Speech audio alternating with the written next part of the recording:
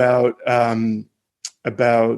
boys as well. And she told me this funny story about how one day she walked up to the star of the basketball team and asked this guy to go to junior prom with him, and he said yes. And like all the queen bees at her high school were furious at her, but it worked.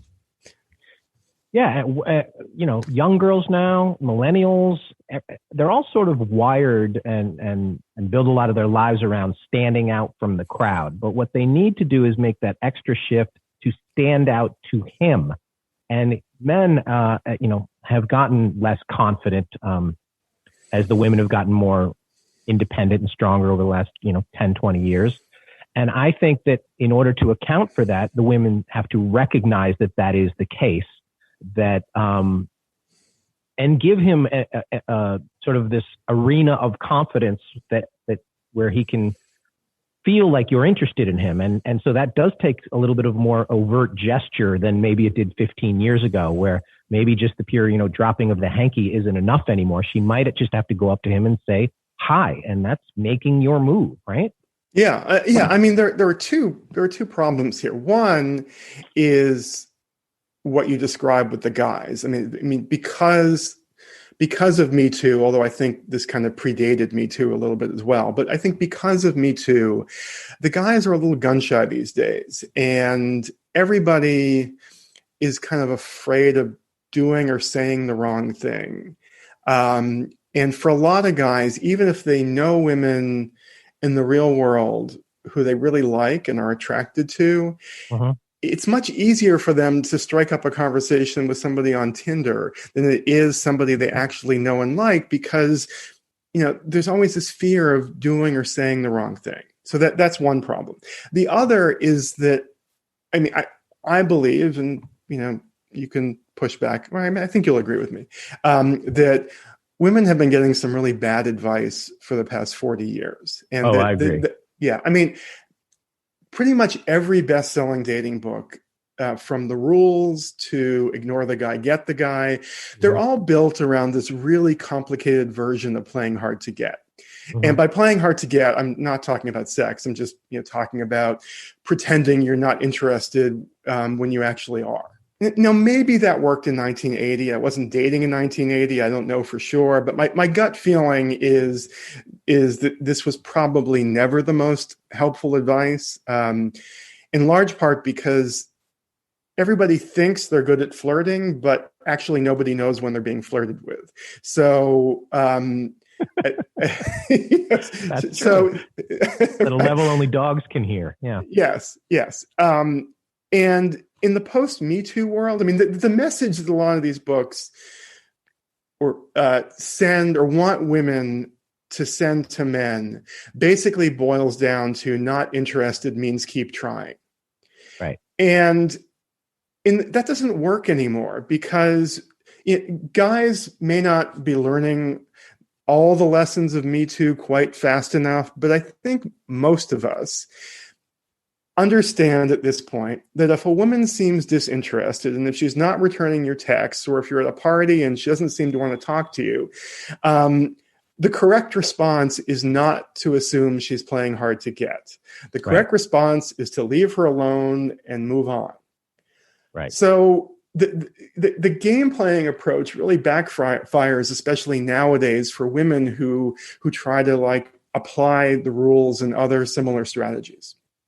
Yeah, and the repercussions pre-Me Too was, maybe you'd get rejected if you made a move. Now the repercussions are you may be rejected and you may get fired. Because a common place to meet somebody was always the workplace, and you touch on that in your book too. My parents met in the workplace. A lot of parents met in the workplace. That's the place where you spend the majority of your waking hours most of the time. Those are the people you're around the most. It's a natural pool to date in. So the girl playing sort of, coy at the copier, you got to fight through that somehow now without it costing you your job. And that's a challenge for the men. They're like, I would rather just go home and play PlayStation. Yeah, no, there's this funny story I tell in that chapter. It's not really funny. It's I let's say thought-provoking, and you probably recall it. It's about Bill Gates and Melinda Gates. And I found this interview that Melinda Gates gave in which she talked about how she and Bill started dating. And maybe I should back up just for listeners to make sure we're all on the same page. Bill Gates is the founder and CEO, former CEO of Microsoft. And not a college grad. Yeah, so didn't he start out at Harvard? I think if you start out at Harvard, that probably counts. But that count? Okay. Yeah, and Melinda Gates, they met at work. She was kind of a mid-level manager at Microsoft. So Melinda Gates, the interviewer asks Melinda Gates, "Well, how did you guys start dating?" And she said that they had met at some kind of a offsite meeting, and then a couple of weeks later, he called her up and he said, "So I was thinking, let's say in 2 weeks, would you like to go out on a date with me?" And her response was no. She said, "No, 2 weeks, then, who knows what I'm doing in 2 weeks? You're not spontaneous enough for me," and said no. So, he hangs up the phone. And then 1 hour later, he calls her back and said, "Well, is this spontaneous enough for you?" And she describes this as this really sweet story about, kind of how they became a couple. Well, what's your reaction to that story? What's my reaction to that story? Yeah. Is that he, my first reaction was he was props to him for being persistent or figuring out a way to try and solve the puzzle. But if you get a no from her and an hour later you call back and ask again, that's the kind of thing that would get people fired nowadays. She gave a qualified no. She said, "It's not no that I don't like you. It's no that you weren't spontaneous."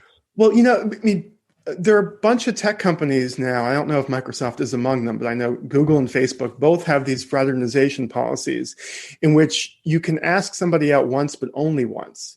And a vague answer. Oh, you got one bullet. You got one bullet. You got one bullet. And what's interesting about their policy, and I actually think that they've hit on something smart here. The way their policies work is that anything that's not an explicit yes is a no. So if the woman answers, "Well, I can't today," or maybe some other time or something like that, that's a no. And if you ask a second time, you get sent to HR.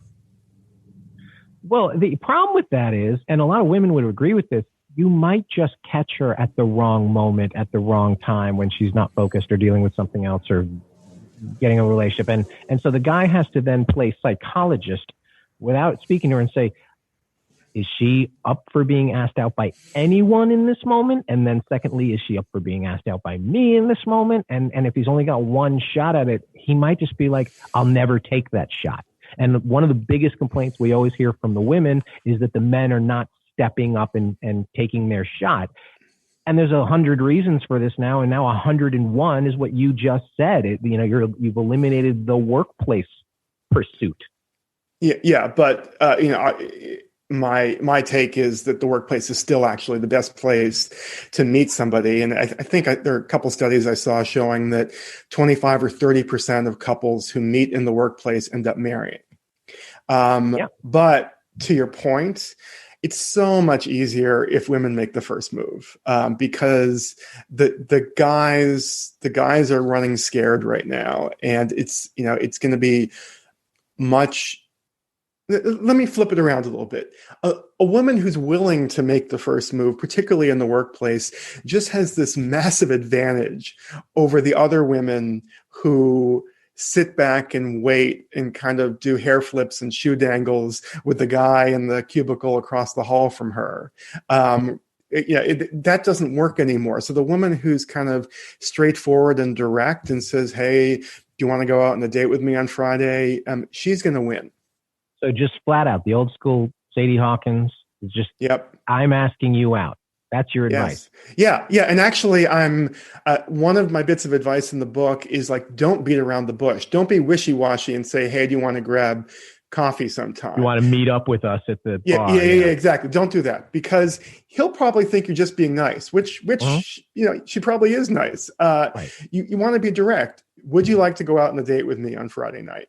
And I realized that this creates vulnerability, and there's some awkwardness in this, and people, especially young people nowadays, are terrified of any level of awkwardness, right? But what I write about in Make Your Move is that I actually think the awkwardness is great, because when you create, levels of vulnerability, things get real fast. It's, what's that line that Brene Brown, the author, I think she says something along the lines of, vulnerability in me is courage in you. And and her point is that anytime we become willing, we feel vulnerable and express vulnerability, we view that as a weakness. But when you're on the receiving end, people perceive that as courage, and you're much more likely to kind of evoke feelings of admiration and empathy. So I really feel like the more you put yourself out there, the more likely it is he will give you a genuine positive response as well. Yeah, everybody has to get outside of their comfort zones on all of this. Now, there's 3 points though that come up that are an issue with this. First of all, there are traditional dating gender roles, and they are blurring and all that. So if I ask him out, do I have to then pay too? Is that the expectation? Do I have to assume the entire, traditional role of who asked out? Women are going to wonder that. Like, I asked him out and now I'm paying for him, and it's sort of flipped everything I know about dating upside down. See, I'm in favor of being like super direct and honest, and I wouldn't like leave it to mystery. I would say. What if you say, would you like to take me out Friday night? How about that? Does that count? I think so. Yeah, maybe that would count. Like a good compromise, right? Yeah. I mean, I'm going to let you take me out. That's Well, it doesn't always have to be as direct as I just described. I mean, there was there's a story in the book. It involves actually a young-ish woman I know. And the reason I know her is because when she was in college, she was our Saturday night babysitter for many years. And the big thing to know about her, and she is attractive, but the bigger thing with her is she has this really outsized personality. She's a real cut up. My kids loved her. My dog loved her. She's just, okay, she has this very big personality. And as you know, some guys are kind of intimidated by the whole extrovert thing. So I was telling her about the book, and she then launched into the story about how she met her current boyfriend. And she said she was at a party, and she and this guy were talking. She could tell that he was a little nervous and didn't really know what to do. So she just blurted out, "Hey, are you going to ask for my number?" Which is all the woman really needs to do. All she needs to do is open the door wide enough for him to know feel that you're interested. Yeah. Yes. Open the door wide enough for him to feel comfortable walking through. Yeah. I tell the women all the time when they're like, well, what do I do? He keeps going back and forth online chatting in these dating apps, and he doesn't, it doesn't seem to go anywhere. I go, after 3 back and forths, you say, I'll tell you when I see you. And that lets him know it's time to ask me out. I want to go out with you. We need to move this to an offline place. It's just, he's so worried now about being rejected or making the wrong move or offending you in some way that it's made them so passive.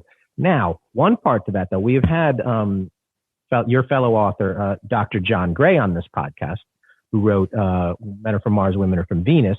And he says that the issue, if a woman approaches a man, there is a physiological response in him, like a little burst of estrogen happens in his body that really tips the balance of hormones the wrong way, making these already too passive men even more so. And that's going to be a problem in the long run for the women. Have you heard that? And do you agree with that?